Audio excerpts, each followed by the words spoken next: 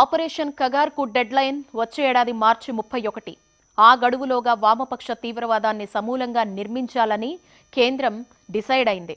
ఈ క్రమంలో భారీ ఎన్కౌంటర్లు, లొంగుబాట్లు కొనసాగుతూ ఉన్నాయి. ఈ ఆపరేషన్లో భాగంగా మరోసారి బస్తర్పై ఫోకస్ చేసింది కేంద్రం. ఈ ప్రాంతానికి చెందిన ఇద్దరు కీలక నేతలపై భద్రతా బలగాలు దృష్టి పెట్టాయి. ఇంతకీ ఎవరా ఇద్దరు? కేంద్రం లక్ష్యమేంటి?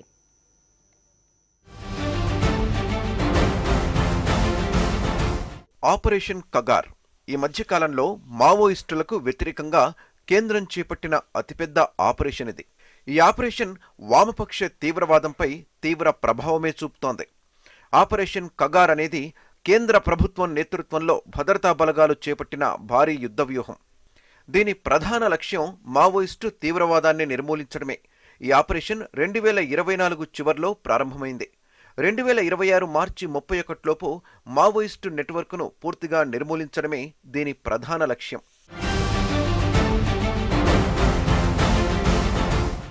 ఆపరేషన్ కగార్లో భాగంగా వచ్చే ఏడాది మార్చి 31 నాటికి వామపక్ష తీవ్రవాదాన్ని సమూలంగా నిర్మూలించే లక్ష్యంతో కేంద్రం ముందుకు సాగుతోంది. ఇందులో భాగంగా ఓవైపు మావోయిస్టు కీలక నేతల ఎన్కౌంటర్లతో పాటు మరోవైపు సరెండర్ల ప్రక్రియ కొనసాగుతోంది. గత నెలలో మావోయిస్టు టాప్ కమాండర్ హిడ్మాను ఎన్కౌంటర్ చేసిన భద్రతా బలగాలు ఇప్పుడు పాపారావు అలియాస్ మోంగు, బర్సాదేవా అనే మరో ఇద్దరు కీలక నేతలపై దృష్టి సారించాయి. అసలు ఈ ఇద్దరు ఎవరు? వీరు మావోయిస్టుల్లో అత్యంత ముఖ్యమైన నేతలా?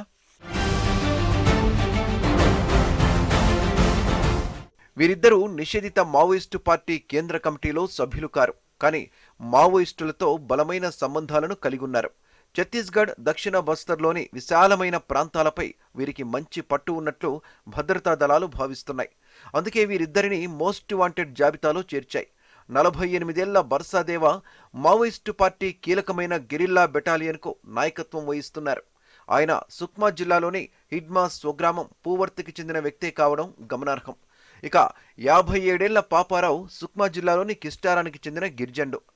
ఈ కీలక నేతలిద్దరూ మావోయిస్టుల ప్రధాన కేంద్రమైన దక్షిణ బస్తర్కు ఇన్ఛార్జీలుగా ఉన్నారు.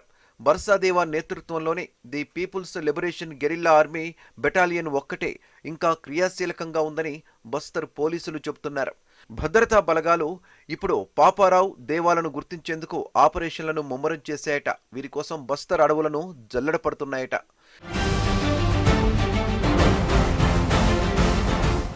రెండు 2025లో డిసెంబర్ 9 వరకు బస్తర్లో 96 ఎన్కౌంటర్లు జరిగాయి. వీటిలో 252 మంది మావోయిస్టులు మరణించగా 23 మంది భద్రతా సిబ్బంది చనిపోయారు.